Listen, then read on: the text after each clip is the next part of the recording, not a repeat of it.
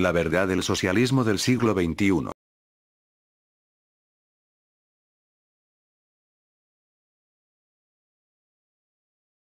Socialismo del siglo XXI. ¿Qué es? Esta teoría llamada socialismo, pero en la práctica, no es el socialismo que todos conocemos, un socialismo de enfoque social y justo, con objetivos de erradicar la pobreza y en donde todos los sectores aupan para hacer de un país progresista y moderno. No. Entonces, ¿qué es? Cuba, siempre quiso desde el siglo XX, imponer su visión y su política, en América Latina. Y desarrollar sus teorías caducas bajo proclamas anti-yanqui. Pero lo veían difícil, ya que no podía influir en América Latina y pedirles a sus hermanos latinoamericanos, que también implanten dictaduras como ellos. Porque en estos tiempos, es casi imposible que los gobiernos latinoamericanos toleren un régimen dictatorial. Para ello, idearon lo que es el socialismo del siglo XXI. ¿Pero por qué del siglo XXI? Porque necesitan hacer creer bajo cualquier medio, a la gente que es un socialismo moderno. Pero entonces, ¿qué es? Básicamente el socialismo del siglo XXI, es la mezcla entre nacionalismo, populismo, y un socialismo castrista, que se basa en dictadura disfrazada de democracia. Cuba bien sabe, que era imposible, que América Latina en estos tiempos caigan bajo dictaduras como la cubana. Por eso, en sí, el socialismo del siglo XXI, es una teoría castrista adaptada a la realidad de América Latina. Para ello debían financiar a ciertos candidatos y en otros casos asesorarlos, para que resurgan como salvadores de la patria e implementar esa teoría.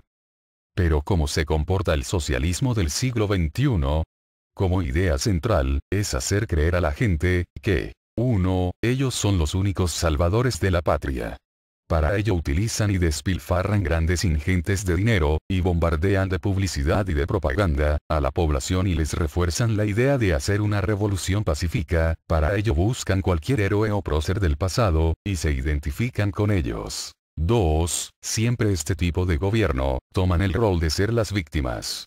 Ellos siempre aducen que el pasado fue lo peor, que ellos son lo mejor ahora, que ellos son incorruptibles, que ellos hacen todos los contratos del Estado por la derecha, que ellos defienden el medio ambiente y la vida. Más tarde demostrarían todo lo contrario, pues necesitan dinero para seguir dividiendo a la oposición, y gastar grandes recursos en publicidad y en corrupción. Incluso tienen la teoría que siempre los quieren matar, que cualquier problema serio, hacerle creer a la gente, que es un problema causado por otros y no por ellos. En cierta forma es una receta utilizada en el pasado bajo regímenes militares dictatoriales. 3. Otra idea central, es tomarse todos los poderes del Estado, para intimidar a sus opositores. Y con respecto a la prensa libre, se le intimida, cerrando sus estaciones de radio o de televisión, multándolos para quebrarlos y en otros casos, son subjugados a sus intereses. Como dijimos antes, se toman poco a poco, todos los poderes del Estado, y a cambio, para que el pueblo no se dé cuenta de tantos atropellos, se los contenta con subsidios, bonos, y más beneficios de corto plazo. 4. Como es un socialismo bastante caro, digámoslo así, necesitan dinero. Para ello destruyen el medio ambiente explotando los recursos naturales. No importándoles ninguna objeción válida, luego, implementan un sistema de cobro de impuestos a gran escala en el cual la clase media es la que sale más perjudicada, pues los pequeños negocios van colapsando poco a poco. En algunos casos, hay hasta expropiación no justificada a ciertas empresas. Y en otros casos, con multinacionales, que más tarde iniciarían, como es lógico, juicios a nivel internacional, que hasta que tengan su fin, ganes entonces, los platos rotos, los tendrán que recoger los gobernantes de ese momento. 5. Como la idea anti-yanqui debe ser seguida y expuesta a toda la población.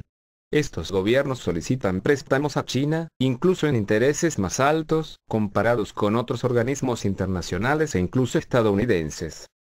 ¿Pero qué podemos esperar del futuro? En lo personal, pienso que la idea del Plan Cuba quedará en el olvido, como un sistema inocuo que solo piensa en el corto plazo, que es una mal copia de la situación cubana, y que cuando estos gobiernos sean auditados por gobiernos serios, saldrá toda la verdad a la luz. Como siempre esperando, que para ese momento, no haya sido muy tarde para esos países. Como dice un refrán parcialmente, no se puede engañar a todos, todo el tiempo.